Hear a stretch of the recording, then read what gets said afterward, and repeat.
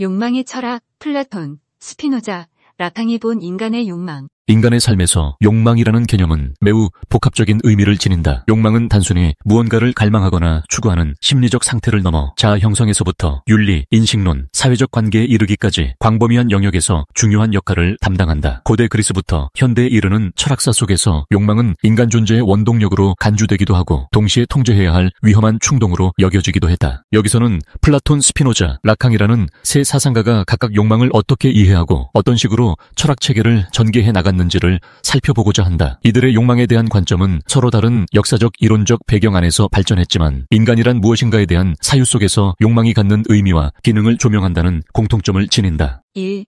플라톤의 욕망, 에로스와 영혼의 구조. 고대 그리스 철학자 플라톤에게 있어 욕망은 에로스라는 개념을 통해 포괄적으로 언급된다. 플라톤은 향연이나 파이드로스 등의 대화편에서 에로스를 단순히 육체적 사랑이나 성적인 갈망 이상의 것으로 해석한다. 이는 인간이 진리를 향해 나아가고자 하는 동력이며 영혼이 스스로를 고양하여 이상적 세계에 접근할 수 있도록 하는 중요한 매개체로 등장한다. 플라톤은 에로스를 부족함을 채우려는 갈망으로 본다. 이는 인간이 신적 차원의 완전성을 갖지 못하기에 나타나는 근본적 결핍에서 비롯된다. 욕망의 대상은 필연적으로 자신이 아직 획득하지 못한 무언가이며 그래서 에로스는 결핍을 전제한다. 그러나 플라톤에게 결핍은 단순히 부정적인 것이 아니다. 결핍이 있음으로써 인간은 추구하고 노력하며 그 과정에서 자기완성 혹은 진리에 대한 알에 가까워질 수 있기 때문이다. 특히 향연에서 플라톤은 에로스를 인간과 신 사이를 매개하는 다이몬으로 묘사한다. 이때 에로스는 평범한 욕망이 아니라 미와 선을 향한 지향이자 영혼이 상위 차원으로 도약하기 위한 동력으로서 드러난다. 육체적 욕망으로 시작되지만 점차 정념을 통제하고 정신적 지적 사랑, 나아가서는 이데아적 미를 향한 깨달음의 사랑으로 승화될 수 있다는 것이다. 플라톤은 국가에서 영혼이 세 부분, 이성적 부분, 기가해 혹은 의지적 부분, 욕구적 부분으로 구성되어 있다고 보았다. 이 가운데 욕구적 부분은 육체적 욕망, 본능적 충동 등을 담당하는 영역이다. 플라톤의 세계관에서 이성적 부분은 가장 보기하며 진리를 지향해야 할 주체이고 기가에는 용기나 자존심, 분노 등을 관장해 이성에 협조하는 가운데 욕구를 통제하는 역할을 한다. 반면 욕구적 부분은 기본적으로 물질적, 육체적 즐거움과 연동되므로 이성이 적절히 다스리지 못하면 무절제함에 빠질 수 있다. 결국 플라톤의 윤리학과 정치학에서 욕망은 이성이 올바르게 통제하고 인도해야 할 대상이다. 올바른 교육과 합리적 훈련을 통해 욕망은 미덕을 실현하는 동력으로 승화할 수 있지만 방치되면 영혼의 조화를 깨뜨리는 원인이 될 수 있다. 이런 맥락에서 플라톤의 욕망 개념은 이성에 지배해 이데아적 세계를 향해 상승하고자 하는 추동력으로 작동한다는 점에서 욕망을 철저히 부정하지도 절대적으로 긍정하지도 않는다. 즉 욕망은 잘 통제하면 인간을 철학적 삶으로 이끄는 동인이 되지만 통제되지 않은 욕망은 도덕적 사회적 혼란을 야기할 수 있는 위험한 요소다. 2. 스피노자의 욕망, 코나투스와 존재의 본질. 17세기 합리주의 철학자 스피노자는 에티카에서 욕망을 일련의 정서로서 다루지만 그 중에서도 핵심적으로 코나투스라는 개념을 중심에 둔다. 스피노자에게 코나투스란 모든 개체가 자기 자신의 존재를 유지하고자 하는 힘을 의미하며 이는 존재하는 모든 것에 내재된 본질로 간주된다. 스피노자는 욕망이란 사람이 자기 존재를 유지하고자 하는 노력인 코나투스가 그 노력의 의식을 수반하는 것이라고 말한다. 즉 코나투스가 인간 의식 속에서 표현될 때 우리는 그것을 욕망이라고 부른다. 여기서 욕망은 단순히 결핍에서 비롯되는 어떤 결여 상태가 아니라 생명체가 자기 보존과 향상을 위해 자연스럽게 발휘하는 능동적 에너지다. 이 개념은 고대부터 이어진 여러 철학적 전통과 달리 욕망을 죄악시하거나 부정적 감정으로만 보는 시각을 뒤엎는다. 스피노자에게 욕망은 이미 우리의 존재 이유이자 삶의 근원적 원천이다. 우리는 끊임없이 자신을 실현하고 자신의 능력을 확장하며 기쁨을 추구하기 위해 노력한다. 만약 우리가 이성적 통찰을 통해 자신이 진정으로 무엇을 욕망하는지 인식한다면 욕망은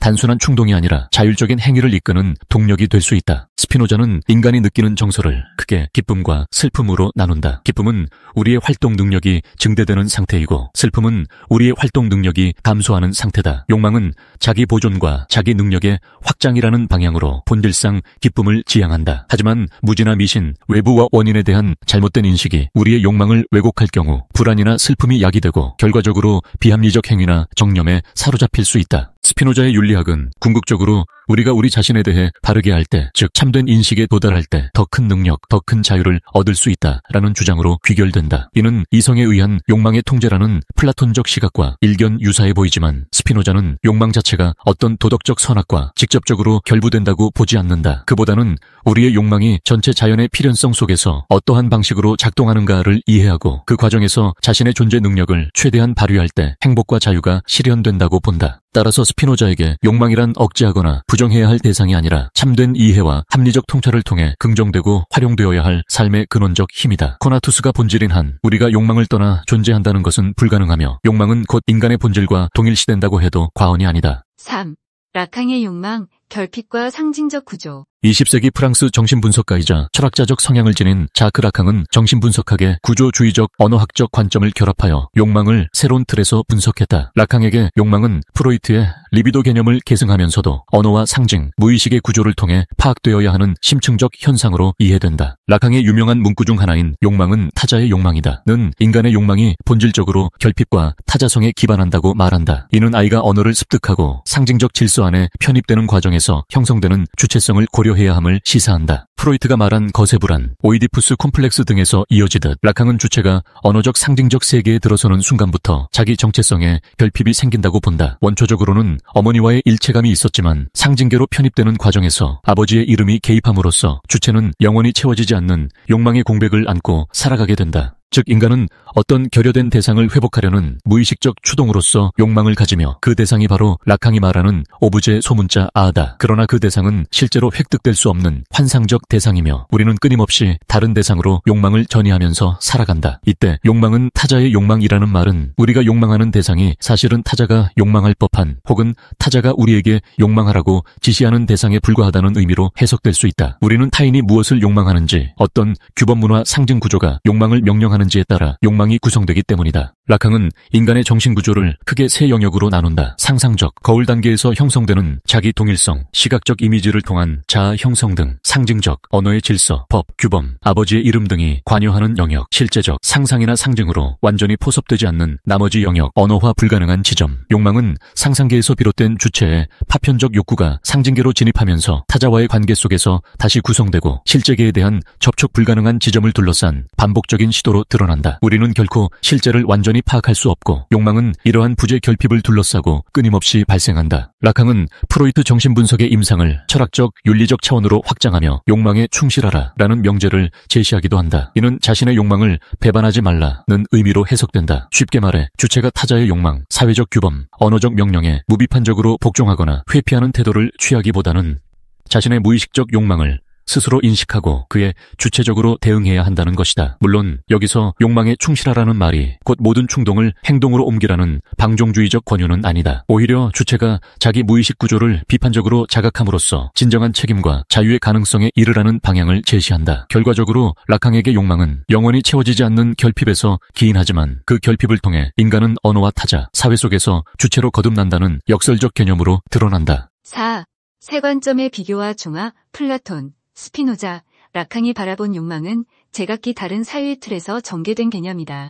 그러나 이들의 이론 속에는 몇 가지 중요한 공통점과 차이점이 드러난다. 결핍인가 에너지인가. 플라톤은 욕망을 결핍에 의해 촉발되는 미와 선을 향한 상승 욕구로 본다. 스피노자는 결핍이 아닌 존재가 자기 보존과 능력 확대를 추구하는 코나투스로 욕망을 정의한다. 욕망은 이미 우리가 가진 긍정적 에너지가 의식 속에 드러난 형태다. 라캉은 욕망을 근본적으로 결핍에서 비롯된다고 보지만 그 결핍이 타자와의 관계, 언어 구조 속에서 작동하는 점을 강조한다. 결핍은 부정적 대상이 아니라 오히려 주체 형성의 원동력이 된다. 욕망과 이성의 관계. 플라톤은 욕망을 이성이 통제해야 할 대상으로 보지만 궁극적으로 이성의 지도 아래 승화될 수 있다고 본다. 스피노자는 욕망을 이성과 대립시키기보다 이성적 통찰을 통해 욕망이 왜곡되지 않고 진정한 자기 보존을 실현하도록 이끌어야 한다고 주장한다. 이성은 욕망을 억압하는 것이 아니라 욕망이 자연의 필연성 속에서 올바르게 표현될 수 있도록 돕는 역할을 한다. 라캉의 경우 욕망은 근본적으로 언어적 상징적 구조와 얽혀 있으며 이성으로 완전히 환원되거나 통제될 수 없는 무의식적 차원이 있다. 주체는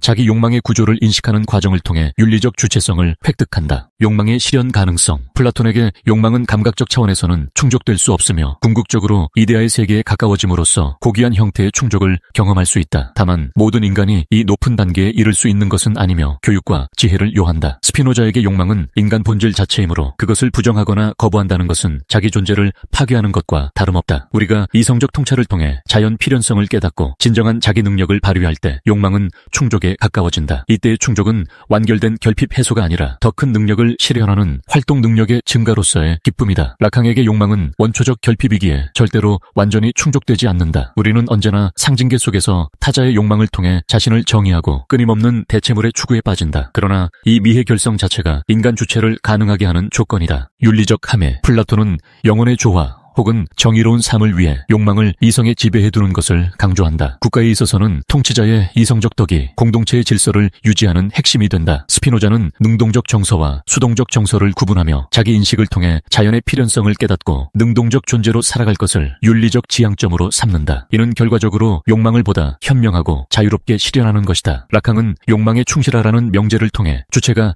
자신의 무의식적 욕망을 회피하거나 타자의 지시대로만 살아가는 태도에 문제를 제기한다. 욕망을 성찰하고 그 불가능성 자체를 수용하면서도 주체의 책임과 자유를 실천하는 것이 락항적 윤리라 할 수 있다. 끝으로 욕망의 다층적 의미와 인간 실존, 욕망은 플라톤의 시선에서는 진리에 대한 갈망으로 고양될 수 있는 상승 동력이자 이성적 제어가 필요한 감각적 충동의 측면을 동시에 지니고 있다.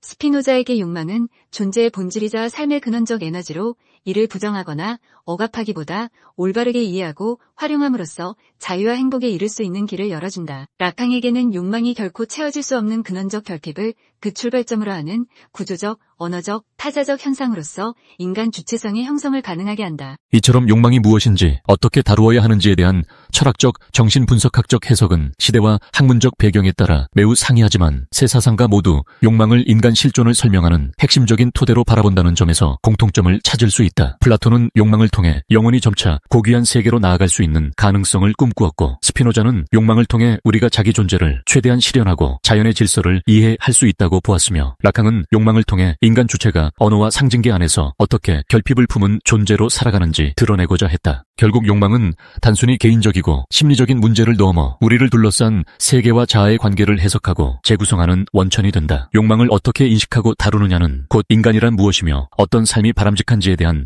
철학적 윤리적 고민과 직결된다. 플라톤이 제시한 욕망의 승화, 스피노자가 강조한 자기 본질의 긍정, 락항이 보여준 결핍을 통한 주체성의 형성은 저마다의 관점에서 인간 욕망이 가진 다층적 의미를 펼쳐 보여준다. 현대 사회를 살아가는 우리 역시 끊임없이 개인적, 사회적 욕망에 직면한다. 미디어와 광고, 디지털 공간 등 다양한 요인이 욕망을 부추기거나 왜곡시키기도 하며, 동시에 자기 자신에 대한 성찰과 가능성의 확대라는 욕망의 긍정적 측면이 부상하기도 한다. 플라톤, 스피노자, 락항의 사유를 비추어 볼 때 우리는 욕망을 단순히 억압하거나 반기하는 방식을 넘어 그것이 지닌 존재의 열망이자 결핍의 동력이라는 이중적 성격을 이해할 필요가 있다. 이성의 통제와 승화, 참된 자기인식과 자연 필연성의 통찰, 무의식적 구조의 자각과 윤리적 책임이라는 세 가지 길은 결코 배타적이지 않다. 오히려 서로 다른 문제의식을 반영하면서도 인간 존재가 가진 복합성을 조망하는 데 도움을 준다. 요컨대 욕망에 대한 철학적 정신분석학적 탐구는 우리에게 다음과 같은 물음을 제기한다. 인간에게 있어 욕망은 억제해야 할 충동인가? 아니면 생명의 긍정적 원천인가? 그리고 욕망은 어떤 방식으로 우리가 스스로를 그리고 타자를 바라보는 방식을 규정하는가? 플라톤, 스피노자, 락항의 제안들은 이 질문에 대한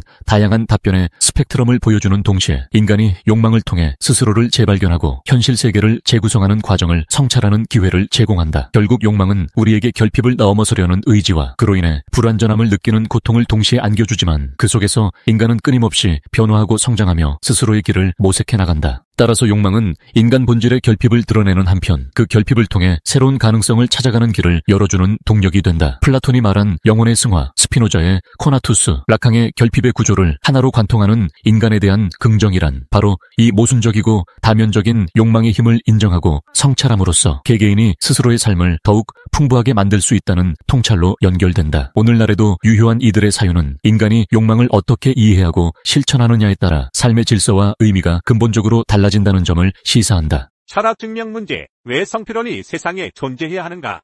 왜 무가 아니고 유여야 하는가? 세상에 성필원이라는 존재가 없다고 가정해보자.